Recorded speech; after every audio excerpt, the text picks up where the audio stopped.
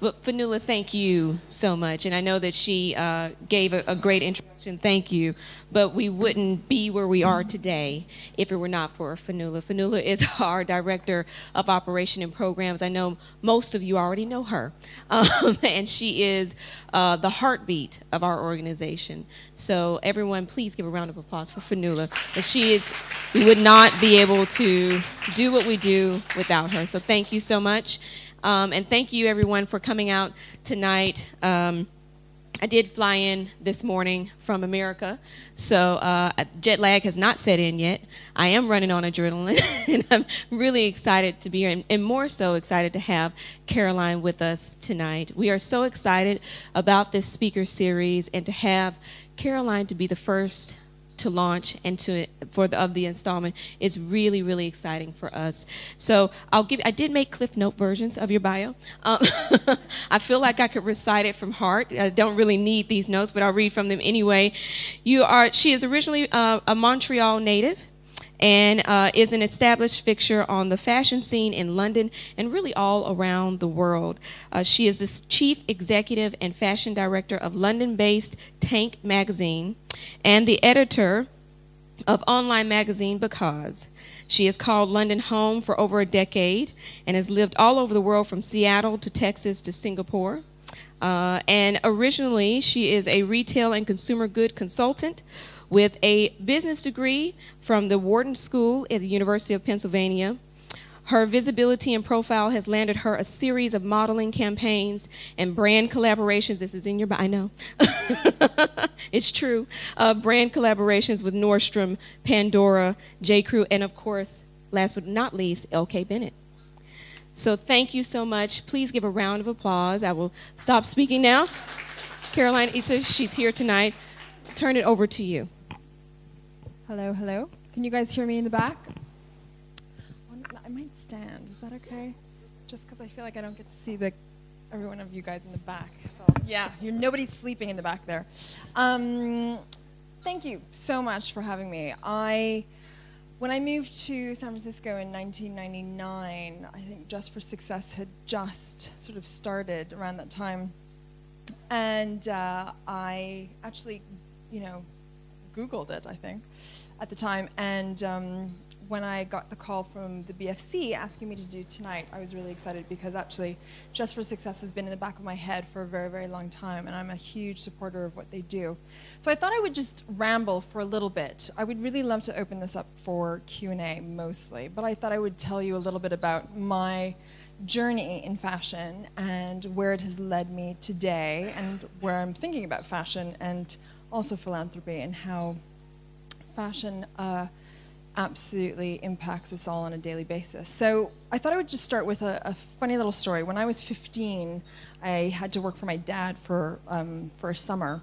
He was in real estate in Montreal, and I was weirdly modeling at the time, not full-time, just throughout like little school days that I was able to take off.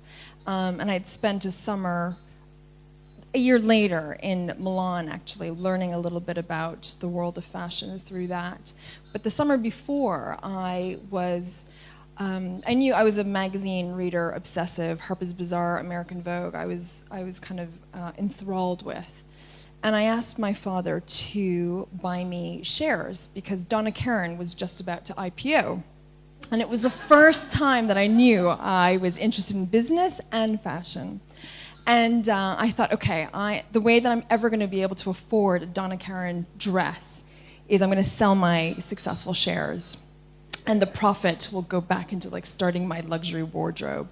Unfortunately, they dived. It was a terrible investment. And I lost all my money. And my father said, well, there you go. If you want to really work in the fashion industry, you're going to have to go and try to make something a relative success, and that way you can then start building up an incredible wardrobe. But it was just so funny that Donna Karan, that share is like 15 years old, was the thing that I wanted to enter into the fashion world. So I grew up in Montreal, and after a stint of modeling, and especially summer in Italy, I knew that if I ever wanted to get back into the fashion industry, I wanted to be in a role where I got to make the decisions. I think as a young model, it's a fascinating industry, and I was so lucky because I got to do so many incredibly positive and wonderful experiences. But I could see that, when you're that young, you don't really get a say in. So when I came back, I decided I didn't want to model, and I applied to a business school in the States, which I got accepted to. And when I graduated, I became a management consultant. So I moved to San Francisco, and interestingly enough, Nordstrom was my first ever client. So I was working on a petite and plus size strategy for Nordstrom, essentially analyzing all the numbers and learning how huge the petite and the plus size market is and how underserved it is. And that was in 1999. And then I got to move to Texas, worked for Dr. Pepper 7-Up, and I worked on the Snapple acquisition. I drank so much Snapple and Dr. Pepper that I vowed off of it for the rest of my life. Then I moved to Singapore, where my mom is actually from, so I got to spend some time living with my grandmother, but working in finance. And I discovered that that was absolutely not what I wanted to be doing with my life. And so I asked to move back into retail and back to a different office, and so they moved me to London. And I got to do management consulting in London at Boots. So I was living in Nottingham 3 days a week. And it was then that I decided that, one, I was sort of ready for a new challenge. And I had met through mutual friends the founders of a small niche magazine called Tank. And they were looking for somebody on the business side because their bookkeeper was a sculptor. It was a bit of a disaster on the business side. Not that she was terrible, but it just wasn't that great. So I used to spend all my weekends, all my evenings working with this incredibly interesting, inspiring, and creative team on this small little cool magazine. And I decided at the age of 25 to give up a very successful, stable, well-paying job as an expat management consultant and dive into the world of fashion publishing, much to my parents' I think, horror. But 15 years later, I am very happy to say, it's been such an incredible journey. And when I joined the magazine, they had been approached, they were 4 years old at the time, and they had been approached by people like Levi's, like Giorgio Armani Perfumes, like Jean-Paul Gaultier Perfumes, and Swarovski to, I love our little musical interlude up there. There's somebody watching over us. To provide art direction and packaging designs and campaign designs and custom publishing magazines for them. So that's when I decided to more formally launch Tank Form, which became our creative agency. So for the last 15 years, we've been creating our own content through Tank Magazine and also working as art directors, brand strategists, and social media and content providers for brands such as Hugo Boss or LK Bennett. The lovely campaign you see around you has been created by my team. We did all the website content for LaneCrawford.com, a retailer. And throughout the years, it's been a series of kind of luxury and retail fashion clients that I've gotten to work with. At the same time, about 10 years ago, is when social media and the impact of blogs like The Sartorialist or Garance Doré and Man Repeller started taking pictures of all the fashion editors, all of us going to the shows. And that's when the idea of kind of influence and influencer started kind of building up. It has completely changed today and the landscape of fashion. But that is when J. Crew approached me, I guess 7 years ago now, to be in their campaign. And all of a sudden I became sort of in front of rather than just behind the scenes. And it's been really, really interesting. And the culmination of that was that 4 years ago, Nordstrom, sort of my first ever client, approached me to create a ready-to-wear line for them. And so for 2 years I got to actually design clothes that were really targeted towards a professional woman. It was own label, sold only exclusively at Nordstrom. And it was an incredible experience. So it really, I felt, was like a PhD in my fashion education, into which I've sort of looked at this industry from everything from content creation, marketing and branding to actual product. And what I have learned, the first thing, is the incredible transformative power of clothes. And that's why I actually think an organization like Dress for Success is so incredibly important for women to understand that feeling great, feeling great about what they're wearing that day impacts their entire mood, all of our moods. The thing that we spend time in the morning putting on completely changes how we approach our day, I feel. But it's been a very interesting journey. What I am most interested today in terms of how do we kind of use all the knowledge or my knowledge that I've been building up, is that the fashion industry is actually the second largest polluter after the energy sector, after oil and gas. And when you think about that, that's quite incredible. And the question today is, how do we ensure we value the things that we own? How do we value the things that we spend a lot of our money on?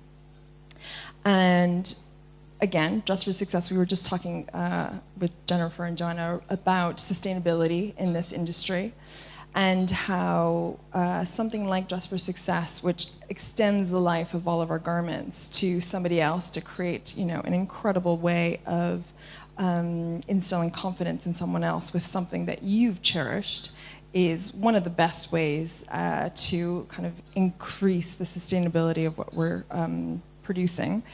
But also, I think it's incredibly important today to ask our favorite brands, where are they making our clothes? When I worked with LK Bennett, also I created 5 years ago a small shoe collaboration collection, which was really fun.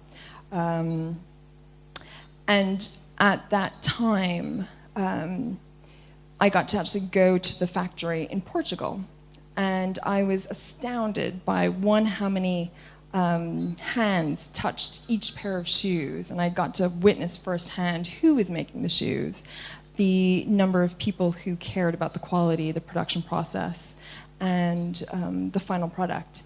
And it's made my respect for brands like LK Bennett and others who really, really take a strong look at who they're working with, both on the manufacturing side, on the procurement side, etc., because that is an incredibly important bit of our business. Tank, as a business, 7 years ago, the fashion industry, I think, again, this was another conversation. It's a tough one when you're working in fashion to not be accused of sort of superficiality. And my rebuttal is always that this is an incredibly important industry. It employs so many people, and it is one of the largest industries, in fact, in Britain and in the world. But two, also, the importance it has in our daily lives is incredibly important.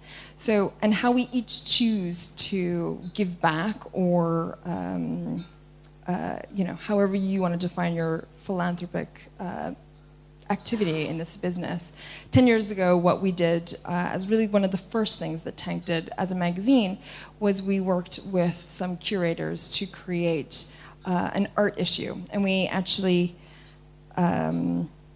commissioned 20 artists, people from Tracy Emin to Jenny Saville to Julian Isaacs, to create original pieces of artwork that we then published in the magazine, and then actually got to auction that work off, the original pieces of work, at Christie's, who became a partner of ours. And we raised £250,000, and we gave that to another organization called Women for Women. Had I known Dress for Success in London back then, maybe that would have been a different story.